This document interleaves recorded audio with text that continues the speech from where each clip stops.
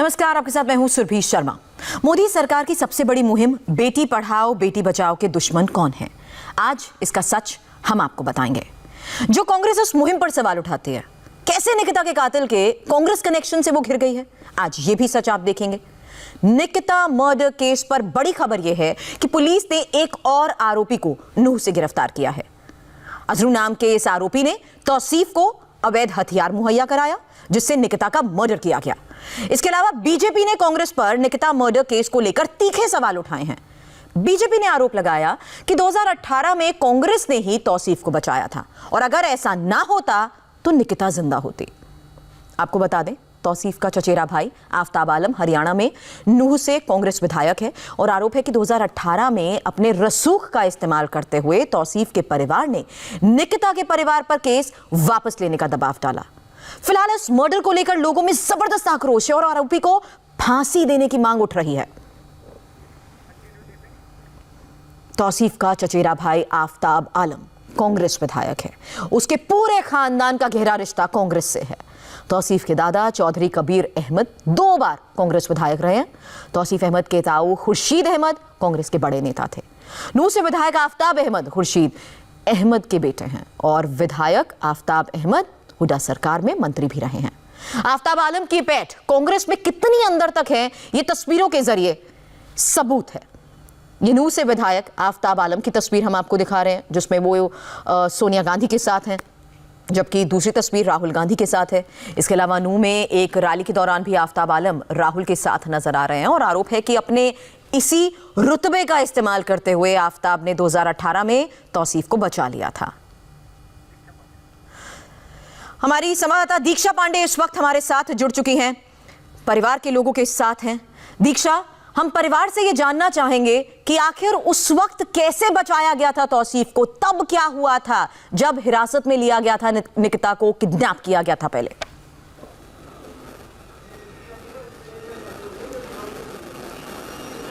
बिल्कुल सुरभि, जो निकिता है वो तौसीफ के विकृत और क्रूर मानसिकता की शिकार हुई है। निकिता तो अब नहीं रही, परिवार में उसकी जगह जो है आप शायद ही कोई नहीं भर सकता। परिवार भी उनके माता और पिता हमारे साथ हैं, पिता ही हैं और मुनासिब होगा कि हम ये सवाल उन्हीं से पूछें। सर, जब 2018 में ये घटना हुई थी, उन्हें अगवा करने की कोशिश की गई थी, क्या तौसीफ बचा कैसे? आप लोगों की तरफ से क्या कार्रवाई की गई थी? ऐसा क्या हुआ था, क्या परिस्थिति उस वक्त थी? मैडम, जब अपहरण का केस हुआ, जब मुझे पता चला तो हमने तुरंत FIR दर्ज करवाई कि जिससे पुलिस कार्रवाई करे और 2 घंटे के अंदर अंदर पुलिस ने अपनी अच्छी कार्रवाई करके उसको रिकवर कर लिया था। उसके बाद उनके परिवार से भी लोग आए, माफ़ी मांगने लगे और हमारा परिवार भी था और मुझे ये भी पता चला कि उस समय की इनकी बैकग्राउंड काफ़ी मजबूत है, पिछले 40-50 साल से हैं और पैसे की ताकत भी है। तो सच में तो हम डर गए थे कि हम लोग कैसे मुकाबला इनका कर पाएंगे और उनके तरफ से अभी ये भी आ रहा है माफ़ी मांगने का कि ठीक है अब नहीं होगा, एश्योरेंस भी हमें मिल रहा है। कल को ये भी नहीं देंगे तो हम क्या कर लेंगे। इस वजह से हमने सोचा चलो फैसला कर लो, और बेटी है तो बेटी की इज्जत को भी कहाँ तक उछालेंगे। तो इस वजह से हमने अपनी माली हालत को देखते हुए फैसला करना ही मुनासिब समझ के हम चुप रह गए।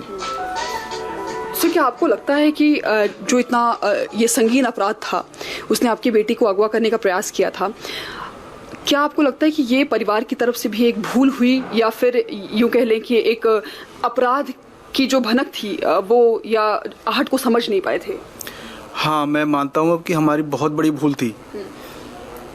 हमें इस एरिया को छोड़ के, यहाँ हरियाणा प्रदेश को छोड़ के, फरीदाबाद को छोड़ के ही कहीं और चला जाना चाहिए था। हमें पता नहीं था कि हमारी लड़कियां, हमारी बेटी यहाँ पे सेफ नहीं है। दीक्षा, सोचिए, इतना डर, इतना खौफ कि खुद यहाँ से जाने की ये बात कर रहे हैं कि अगर हम इस इलाके से ही चले जाते तो शायद आज हमारी बेटी हमारे साथ होती। लेकिन सिर्फ इतना बताइए, क्या वाकई इस पूरे मामले में 2018 में भी तौसीफ को जब छुड़वाया गया, इस रुतबे का इस्तेमाल किया गया? क्या इनके ऊपर तब भी कोई दबाव बनाया गया था?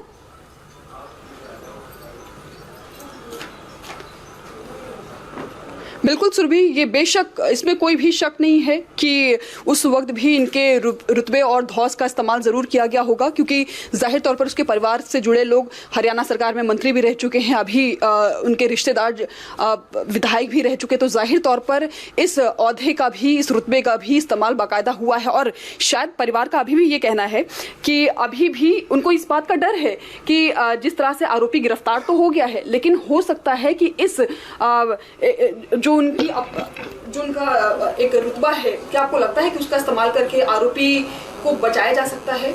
इस बात का भी डर है आपके अंदर? बिल्कुल 100%, क्योंकि वो अपने रुतबे को इस्तेमाल करेंगे। ये तो अंडरस्टैंडिंग है, दुनिया जानती है इस चीज़ को कि कोई भी करेगा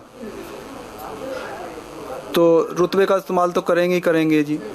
अब हमारे पीछे तो सिर्फ, हमारे साथ तो सिर्फ मीडिया है और पुलिस प्रशासन ने आश्वासन तो दिया है, पर हम तो यही चाहते हैं कि जल्दी से जल्दी कार्रवाई हो, बल्कि इतना डिले भी ना हो। अब हमें डिले पे भी जो है ना घबराहट सी हो रही है। निकिता की माँ भी है साथ में। निकिता तो अब नहीं रही है, अब क्या मन में कोई कसक रह गई है कि जिस दिन वारदात ये हुई थी, आप वारदात से महज कुछ मीटर दूरी पर ही थी और आप उस वक्त पहुंच नहीं पाई थी? जी जी, कसक तो रही है मन में। एक कसक रह गई है कि आप शायद अगर वक्त पर पहुंच जाती तो शायद बेटी बच जाती आपकी।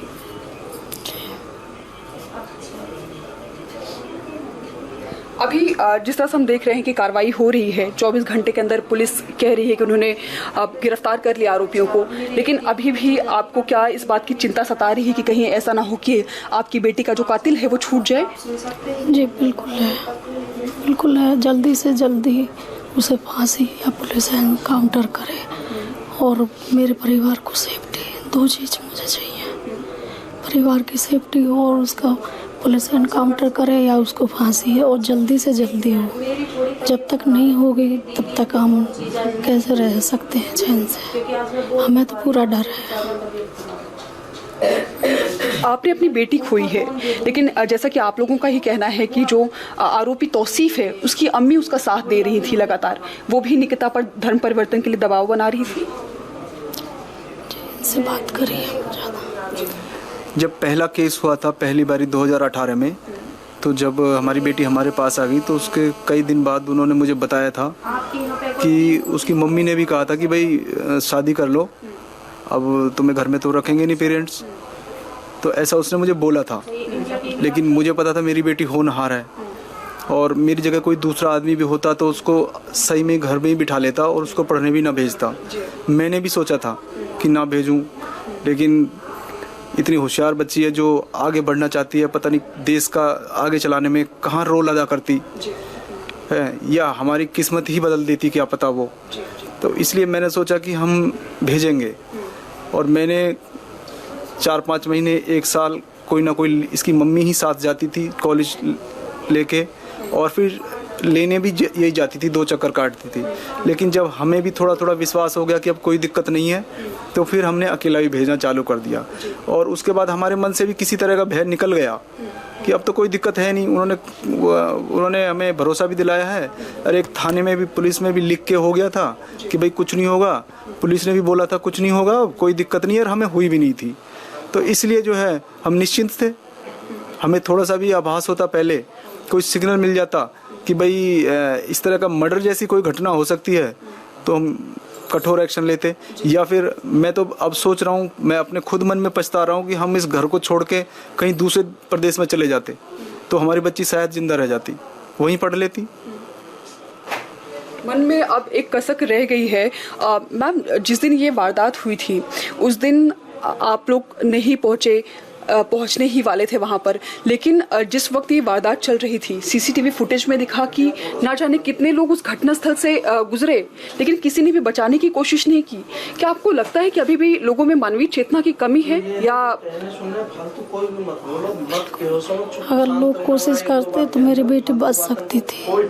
किसी ने कोई कोशिश नहीं की। सब लोग वहाँ से आ रहे जा रहे हैं, सब दिखाई दे रहे हैं। अगर लोग मदद करते तो बच ही जाते, बच सकती थी मेरी बेटी। लोग सिर्फ देखते रहे आपकी बेटी के साथ इस तरह की घटना हो रही है। जी, दुनिया में क्या हो रहा है, क्या जवाब आ रहा है। उनकी एस्पेसी है। सर जैसा कि बता रहे हैं कि इसमें अवैध हथियार का इस्तेमाल किया था, ये एक बहुत बड़ी कमी है हमारे यहाँ कि कहीं भी एसिड और ये जो खुला हथियार है वो किसी भी वक्त किसी को दीक्षा, भी मुहैया परिवार करा की बातें सुन के ये साफ जाहिर है कि परिवार भी दबाव में था, डर में था। हाँ जी, लेकिन 100% कई ऐसे सवाल हैं जो पूरे मामले की इन्वेस्टिगेशन के बाद तो सामने आएंगे, लेकिन अगर परिवार के सदस्य हमें बता सके, क्या बार बार निकिता से उस लड़के ने कांटेक्ट करने की कोशिश की थी 2018 में सेटलमेंट होने के बाद भी, और क्या अभी भी वो उसको कॉलेज तक फॉलो करता था? समझ नहीं पाते हैं इधर। सुरभि, जैसा परिवार ये बता रहे हैं लगातार कि जब 2018 में ऐसी घटना हुई थी, उसके बाद जब इस पूरे मामले का सुलझावा किया, परिवार ने बैठकर किया और आपसी सहमति से इस बात को ये समझ लिया गया कि अब आगे से ऐसी घटना को नहीं दोहराया जाएगा, तो धीरे धीरे जो परिवार है वो भी आश्वस्त होने लगा कि अब शायद ऐसी घटना नहीं होगी। और उसके बाद निकिता की तरफ से भी ऐसी कोई शिकायत नहीं की गई। परिवार में निकिता के हम उम्र के कई लोग हैं और अक्सर लोग हम उम्र के लोगों को ज़्यादा बातें जो है अपनी साझा करते हैं, लेकिन ऐसी कोई भी बात यहाँ पर निकिता की चचेरी बहनें और भाई भी हैं यहाँ पर, तो उन्होंने निकिता ने कभी अपने भाई बहनों से भी ऐसी कोई बात साझा नहीं की। तो परिवार को भी ये लगने लगा कि अब शायद ऐसी कोई घटना नहीं होगी। ऐसे में परिवार भी पूरी तरह से निश्चिंत हो चुका था, जैसा कि फादर भी कह रहे हैं।